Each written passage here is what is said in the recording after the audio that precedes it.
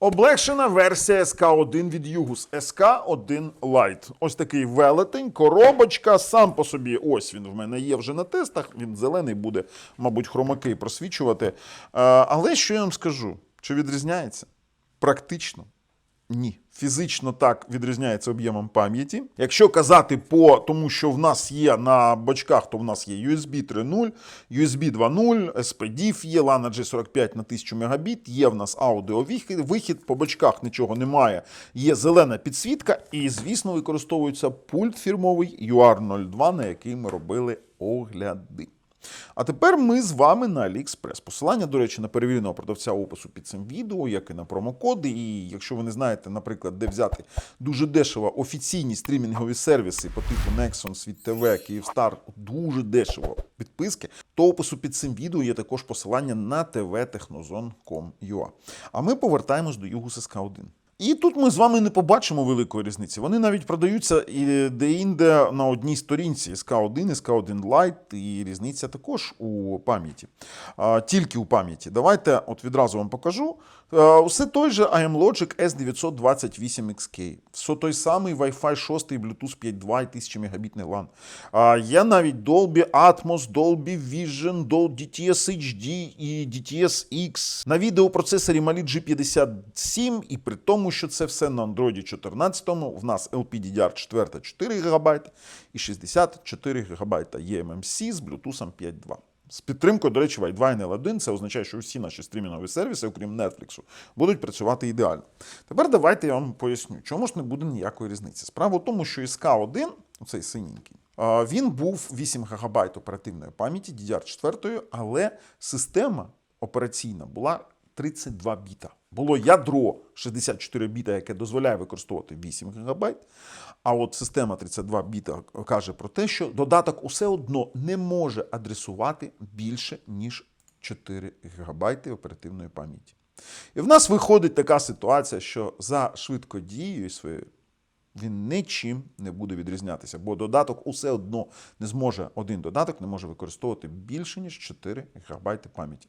Усе, що звище цього, його просто Android, якщо потрібно, вивантажить 64 ГБ сховища. Ну, просто менше додатків можна встановити для тих, хто грає.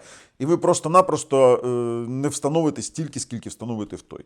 Чи працює 4К апскейлінг? Працює. І 8К, і 120 Гц. Усе повністю працює. Так само, як у звичайному SK1. Нічого не понерфили і все працює так само. Давайте перейдемо тепер на сам TV Box. Фішки штучного інтелекту по типу ASR також працюють. Ми усе перевірили. Скільки б я його не тестував, в мене таке відчуття, що я тестую перший SK1 звичайний. Давайте, от заходжу у кодек інфо, відразу кажу, давайте.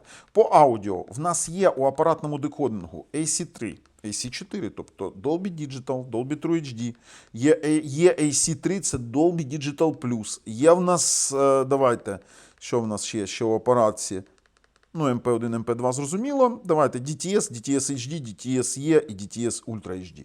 Усі формати DTS. Це означає, що DTS, DTS HD Master Audio, DTS X, DTS звичайний HD, окрім Master Audio. Тобто, в нас повні формати, які він підтримує. До речі, якщо перевіряти, наприклад, DRM, то так, в нас Widevine L1 є DRM, а по відеодекодингу в нас те, що заявлено, то і працює і AV1 декодер, і AVS 3, і VP 9.2, 265, Dolby Vision, ось AVS 2, AVS 3. Це також так само. І давайте так, доведіть мені, що він працює не так само, як звичайний SK1. У звичайному використанні ви ніколи не зрозумієте різницю. Навіть якщо вам не казати, що там інша пам'ять, інший розмір пам'яті, ви не відчуєте різницю. Просто не відчуєте. Я у цьому впевнений. Далі, давайте зайдемо у ID64, ми бачимо, що ось той самий, він і йде навіть Югус SK1 у AID 4х64, процесор той самий, 4 ядра Cortex A55 по 2 ГГц і одне велике ядро A76 по 1,9. За дисплей Mali G57 той самий і мережа. Ну, мережа так само у нас має Connect 1200. Так як немає ніякої різниці. І скільки б ми не намагалися знайти, ми можемо вас відправити дивитись оригінальний огляд СК один, зрозуміти, ну, ті, які повністю сумісні, бо от я вам показав різницю, і ви повинні розуміти, у чому різниця.